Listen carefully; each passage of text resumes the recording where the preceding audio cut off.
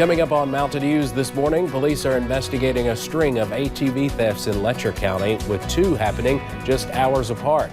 And one Pike County Police Department is asking for the community's help to identify two people they believe are connected to a car break-in. Plus, we'll take a look at what police want you to know to better help them use your home cameras to help catch thieves. Dedicated to Eastern and Southern Kentucky, this is WYMT Mountain News This Morning.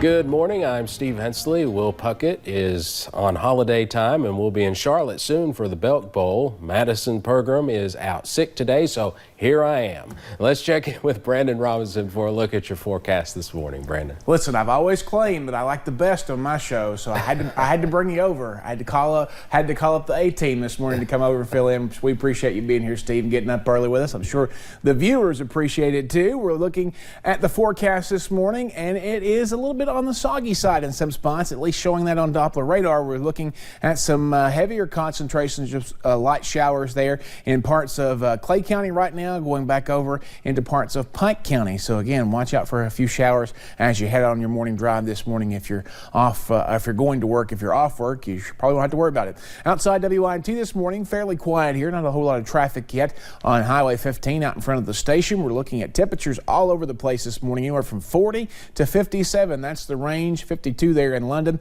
51 in Pikeville, 42 here in Hazard, 44 Middlesboro, and 57 in Irvin. Temperatures have actually went up quite a bit since the beginning of the newscast, 2 to 14 degrees warmer than it was this time yesterday. Your 12-hour planner for today, overcast conditions, a few stray showers, especially early, and then again we'll see cloudy skies linger into the nighttime hours and into the weekend as well. We'll talk more about that coming up here in just a little bit. Steve? All right, thank you, Brandon. Police say a 13-year-old stole a car in Knox County on Christmas.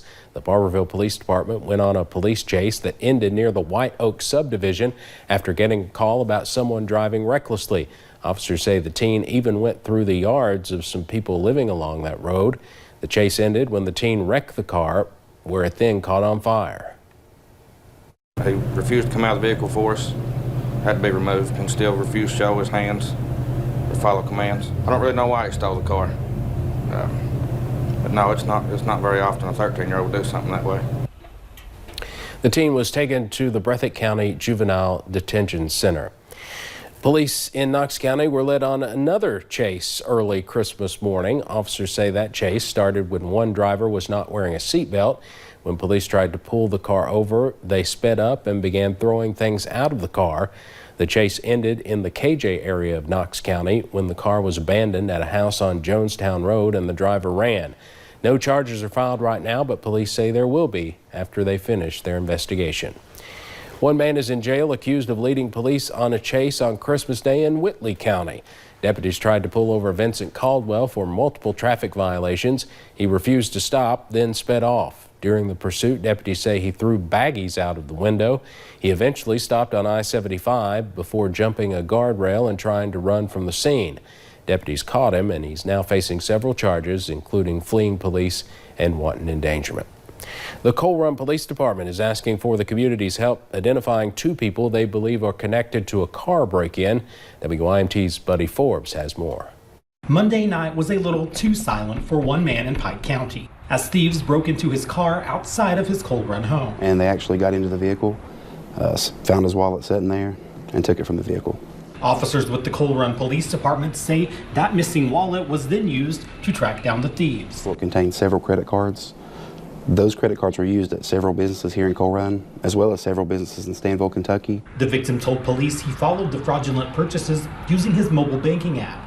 Now they believe one man and one woman caught on store surveillance footage may be connected to the crime. Just anyone with any information on the identity of the two subjects pictured, urge them to contact the Coal Run Police Department. We want them in for questioning. Officers are relying on the community to put names with the faces. There's a lot of apps you can use for tracking your credit cards. They'll actually notify you when they're used. Highly recommend those apps because they can save you. And asking everyone to stay vigilant as the holidays come to a close. In Pike County, Buddy Forbes, WYMT Mountain News.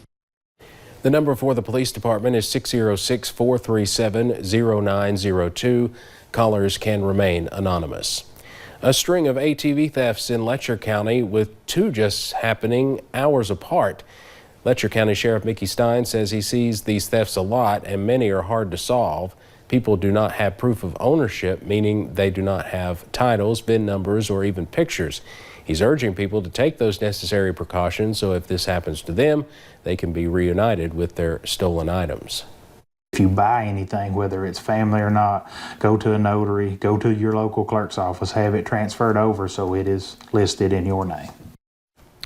Stein says he sees thefts rise this time of year as thieves keep an eye on when people go out of town. Not guilty pleas were filed yesterday for a father and son charged in a robbery case. Investigators say during the weekend, Alex Toothman walked into a Knox County gas station with a gun and demanded cash. Monday, deputies arrested both Alex and his father, Russell.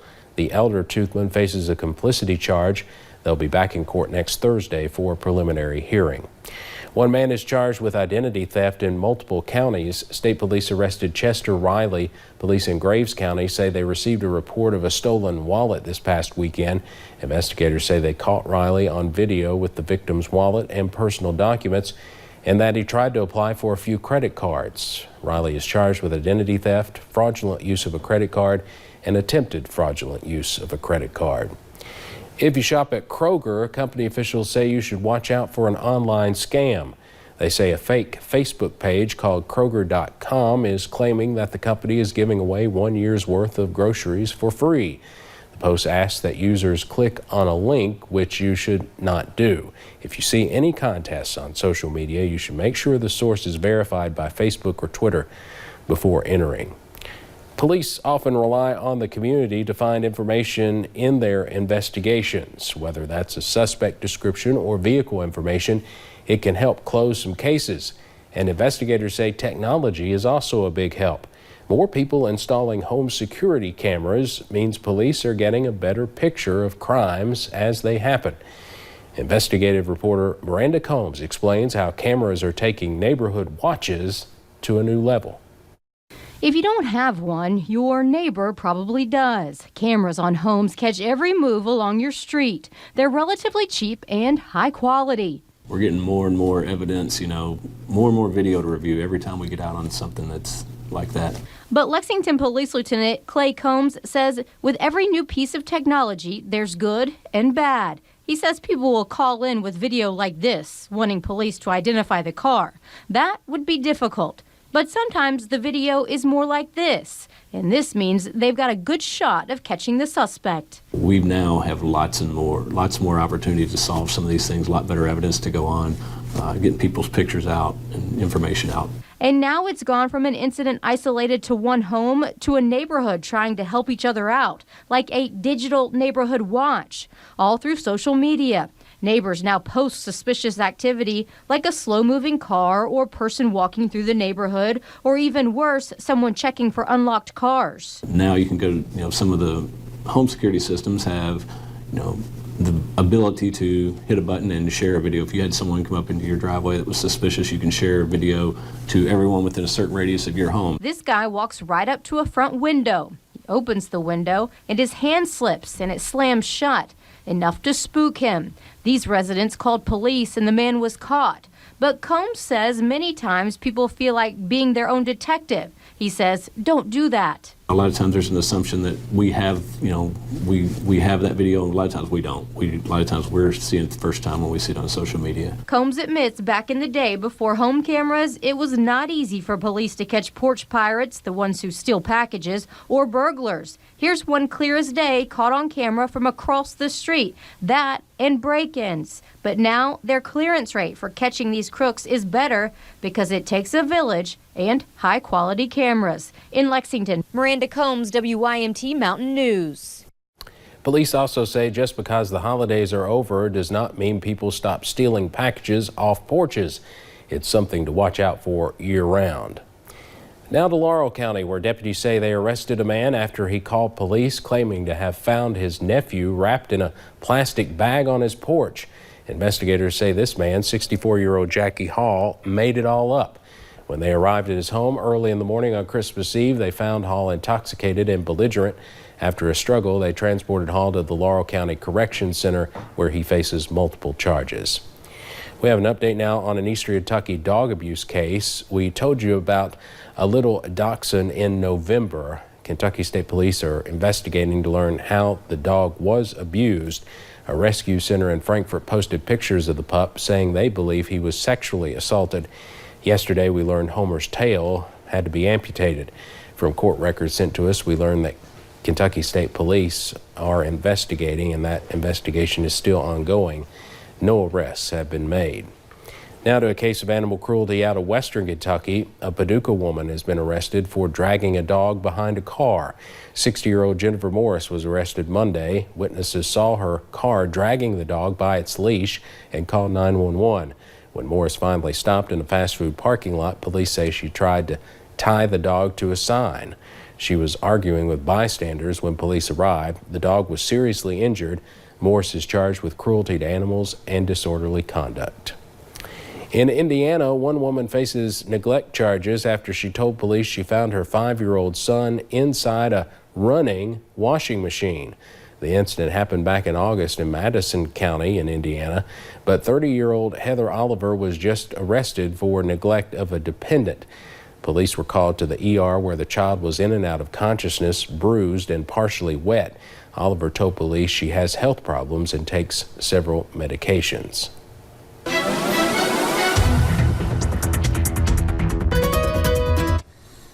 Forecast this morning looking pretty mild for most locations. We're going to continue to see a clear scene over Whitesburg, just a touch of fog on the horizon. It's actually kind of backed off a little bit since our last check. Visibility is still a bit rough there in Harlan and across parts of the region, so just give yourself some extra time as you head out the door. We're going to continue to see those milder temperatures again, down to 55 now in Moorhead. They were at 59 earlier this morning. 40 in Harlan. They bottom out there at 39, but that's basically the range this morning. Anywhere, most folks in the low 50s so far this morning. Take a look at our wind speeds. They're out of the south and west, mostly to the south right now, and that's continuing to push some of that warmer air in from the south down off of the warm Gulf of Mexico. Your out the door forecast takes us up back into the upper 50s for a lot of folks if you weren't there already this morning, and that's where we'll stabilize because of that cloud cover that will carry us into the weekend. Steve?